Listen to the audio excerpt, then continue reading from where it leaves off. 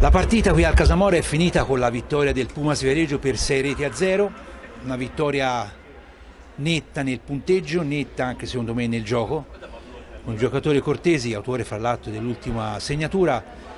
La partita ha detto che il Pumas Viareggio dal punto di vista del gioco questa sera è stato nettamente superiore al Castiglione. Sì, abbiamo dimostrato di essere in grande qualità, arriviamo da settimana di buoni allenamenti e bisogna rifarci in questa seconda parte di stagione, nel girone di ritorno, perché arriviamo da una prima un po' di alte e bassi, un po' di montagne russe, come l'ha definita il mister prima negli spogliatoi, e siamo venuti qua con l'obiettivo di fare il risultato e è quello che abbiamo fatto.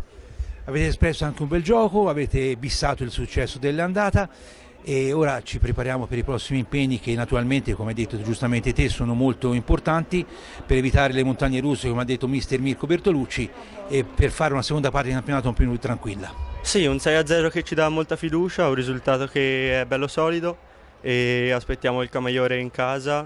Arriviamo da una gara d'andata che è stata secondo me un po' bugiarda, quindi cerchiamo di rifarci magari anche bissando anche loro. Bene, grazie.